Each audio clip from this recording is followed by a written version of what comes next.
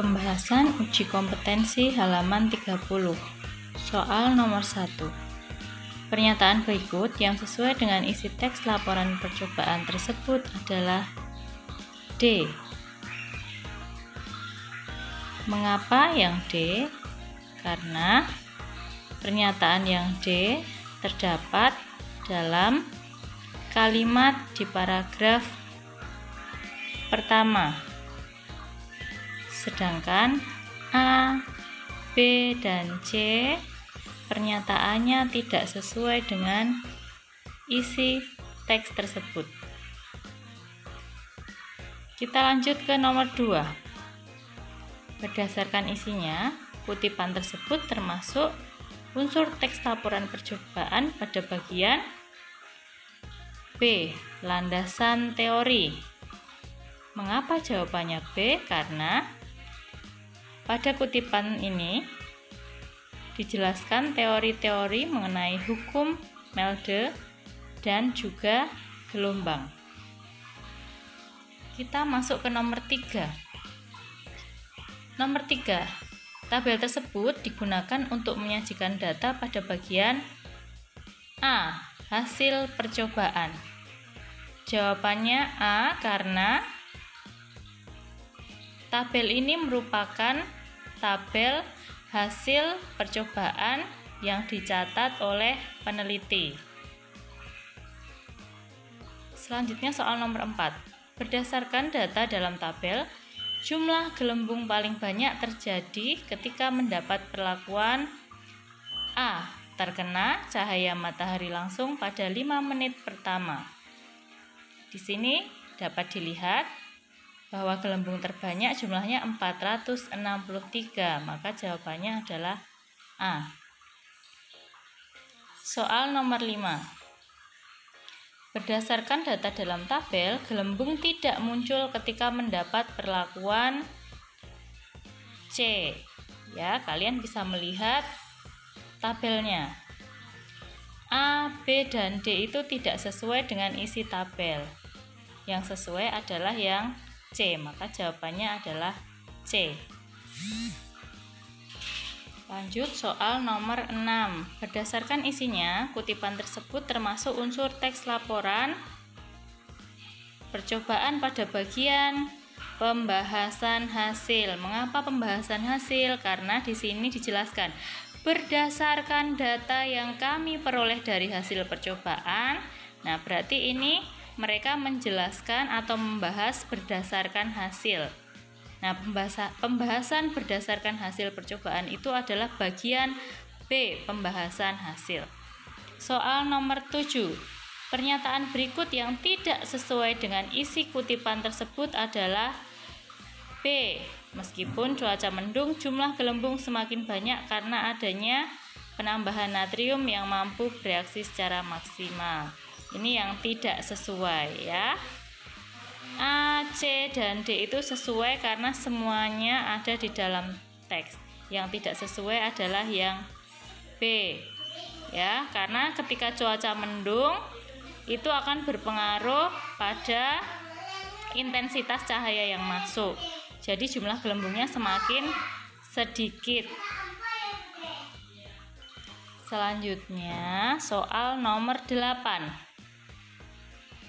Rumusan masalah yang tepat berdasarkan judul percobaan tersebut adalah, karena di sini judul percobaannya adalah pengaruh intensitas cahaya terhadap proses fotosintesis pada tanaman hidrilla, maka rumusan masalahnya adalah bagaimana ya.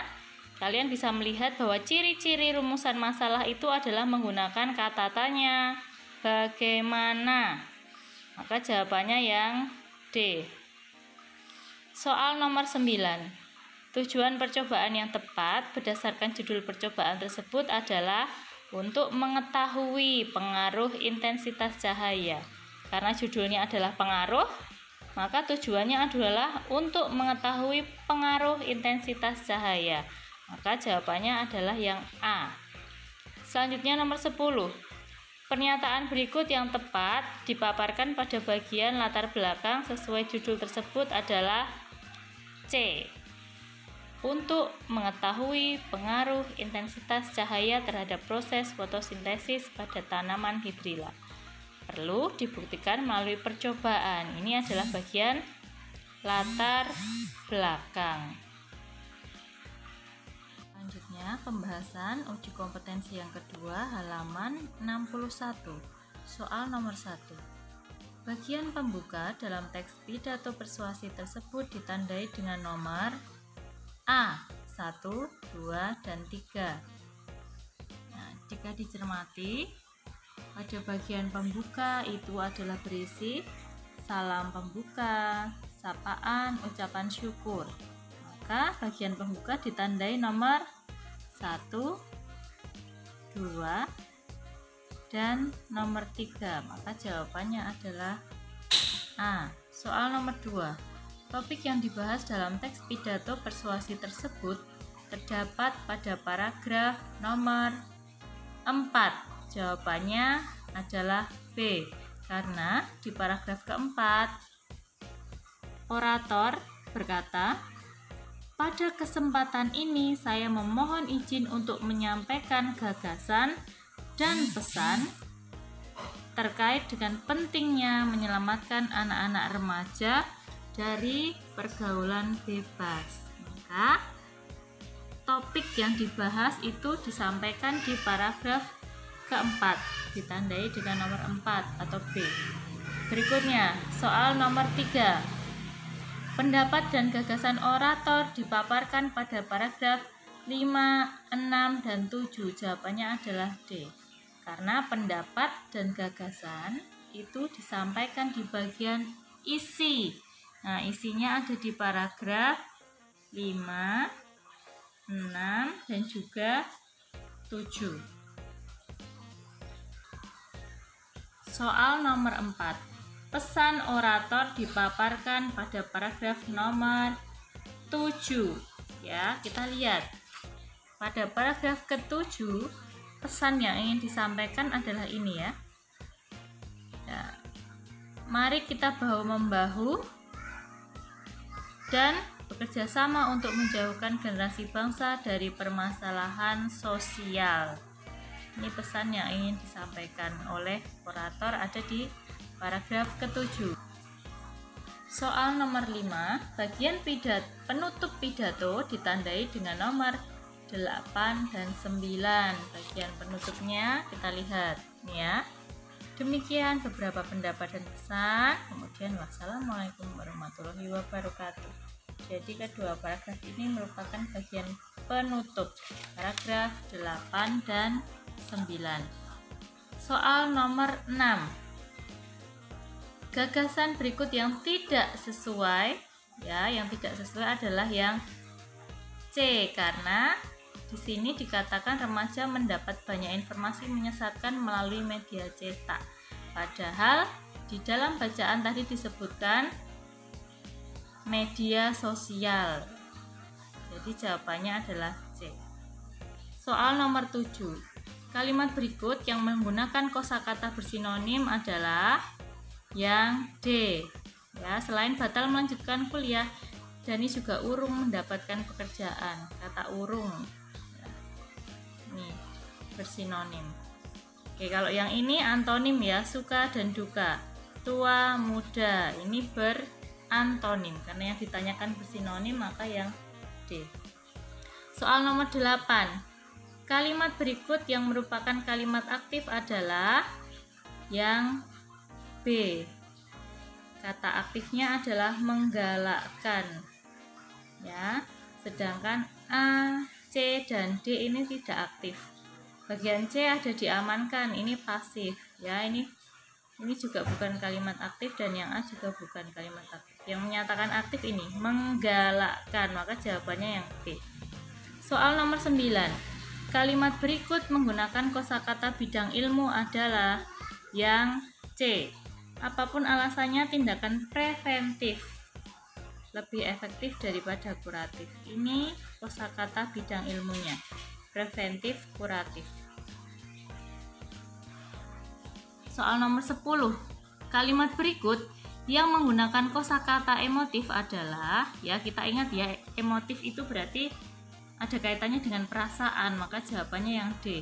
Hati orang tua mana yang tega melihat anaknya menderita karena jeratan narkoba? Itu ada nilai emosinya atau emotif. Berikutnya, uji kompetensi yang ketiga, halaman 98. Soal nomor 1. Kalimat yang menunjukkan bahwa tokoh utama Darko seorang yang ikhlas dalam bekerja adalah, jawabannya adalah yang C ya. Serta yang membuat kami semakin hormat, tidak pernah sekalipun dia mematok harga. Dia ikhlas berapapun yang diberikan kepadanya. Jawabannya yang C. Soal nomor 2. Hal yang membuat Darko dekat dengan orang-orang kampung adalah A. Darko bersikap ramah dan suka menceritakan kisah lucu. Ini terbukti di paragraf kedua ya. Ramah, menceritakan kisah lucu. Maka jawabannya adalah A. Nomor 3. Berikut yang bukan karakter Darko adalah murah senyum, karena tidak dikatakan di situ. Yang dikatakan ada tentang Darko yang ramah, ikhlas, dan supel atau mudah bergaul dengan masyarakat kampung. Maka yang bukan karakter Darko adalah yang murah senyum. Soal nomor 4. Latar dalam cuplikan cerpen di atas adalah C. Ruang kelas. Terbukti di kalimat pertama. Suatu ketika guruku sedang menerangkan pelajaran. Nah, di sini juga ada percakapan dengan teman, maka cuplikannya berada di ruang kelas. Soal nomor 5. Insiden yang terjadi dalam kutipan cerpen di atas adalah D. Caci maki seorang teman kepada tokoh aku karena jawaban tidak tahu tokoh aku. Ini adalah insiden atau konflik yang terjadi dalam kutipan ini. Untuk soal nomor 6, 7, dan 8 tidak akan kita bahas karena tidak sesuai dengan kisi-kisi. Kita langsung ke nomor 9. Kutipan cerpen di atas menggambarkan latar tempat di terminal, karena sudah dijelaskan kami tiba di terminal. Ya, jawabannya terminal. Nomor 10. Pembuka cerpen di atas berkisah tentang D. Setting atau latar. Pembahasannya karena penulis menceritakan tentang latar tempat dan suasana ketika sedang berada di Baturaden.